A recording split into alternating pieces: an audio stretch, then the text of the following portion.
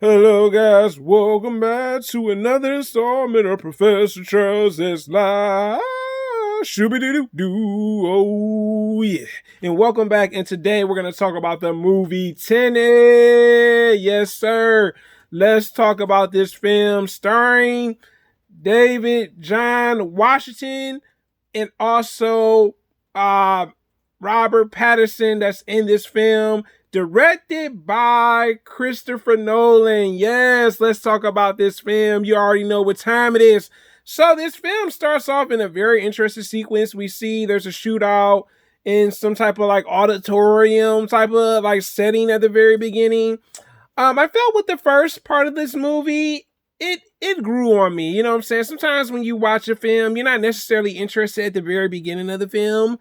Luckily it kept my interest all the way through. Glad of that personally, because sometimes films either they deliver or they don't deliver. Okay. But let's talk about it. So Tenet is is the character played by David John Washington, Denzel's son. Also is known for protagonist in the film. Neil is pretty much protagonist's best friend, which is played by Robert Pattinson, which is a very good, interesting character dynamics between the two. Now, when I first saw this film, Tenet, I gotta say, it's very interesting with time travel because you see it, happen forward, reverse, time travel, with these movies, sometimes they're either hit or miss.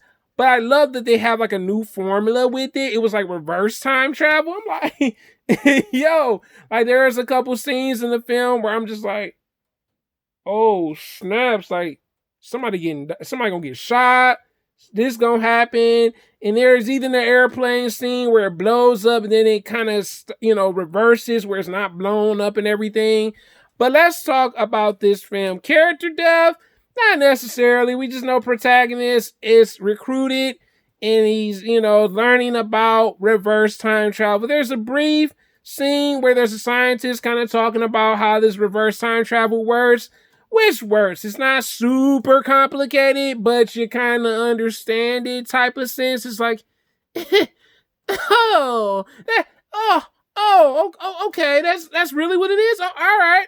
But I love that they had a scene where it talked about the reverse bullets, objects. When certain objects are messed with, you could tell that they're a part of the reverse universe. Maybe I should call it that. Also what worked with this film was just the angles. You know what I'm saying? There are scenes that you see again, but you have to kind of pay attention to certain scenes because that scene's telling you what's going to happen down the line. You know what I'm saying? So throughout this film, you see scenes, you're like, what the deuce is? And you're just like, oh, that scene, that's from the other part of the movie. Okay, I get it. That's something that's really neat about it. Even just the shooting for this film, like I know there's scenes where they're fighting and shooting. The fighting and shooting scenes are probably the most interesting scenes in the film because it's in reverse. It goes forward. I'm just like, oh, okay, Christopher Nolan, you on ghost status, bro. You know what I'm saying? So I wasn't even mad about it. But also in this film, it deals with World War III. They're after an algorithm. Neil knows who has the algorithm. Apparently, protagonist does not know who has the algorithm because there are two villains in this film, and both villains are kind of like, one's pretty much based on like wanting to cause a war. The other one is the reason that protagonist is on this crazy mission, which is kind of like, oh, do I smell a traitor? You know what I'm saying? So that's the interesting aspect of it.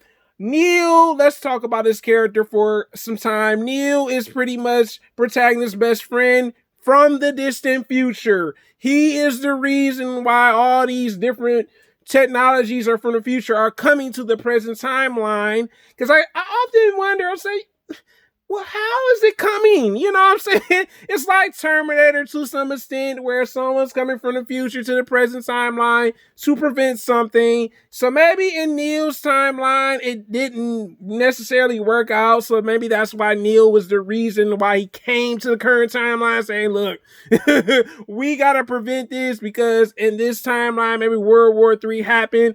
That's only the thing I wish they would have focused on with this Christopher Nolan film. I was like, maybe in their timeline, but also the problem with this film, sometimes the noise kind of drowns out things. Like, honestly, like there are scenes where you have to literally cut the volume up, and I'm just like, it wasn't as bad as people made it seem. So I see why people complained about the volume. Certain sounds for the movie, I was just like, no, don't do it. Don't do it.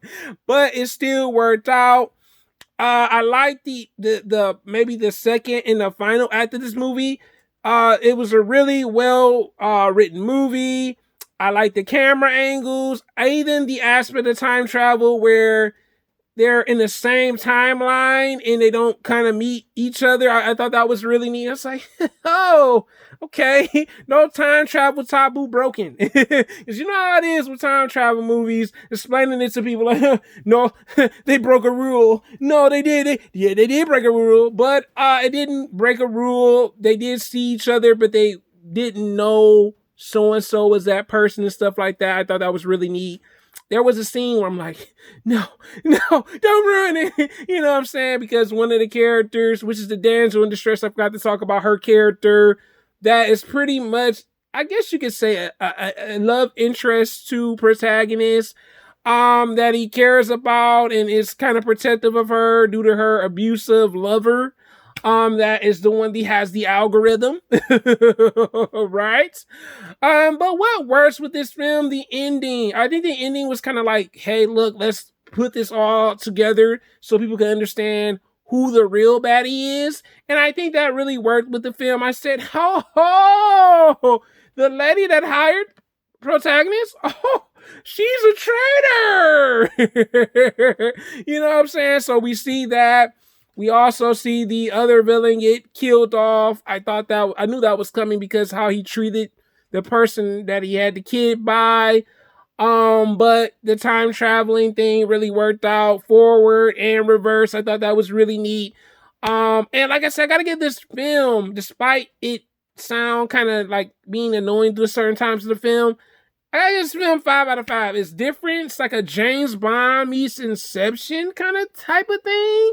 But just dealing with time travel, not jumping into dreams, though. But this is your boy, Professor Charles S. Live. Have you seen Tenet? Have you not seen Tenet? And by the way, the ending also left like a potential sequel. We know Christopher Nolan doesn't do sequels, y'all, except for he did it with Batman. Hopefully, we can get a sequel. I would love to see a sequel with this film. But until next time, guys, your boy, Professor Charles S. Live. Have a great Saturday, and I'm out.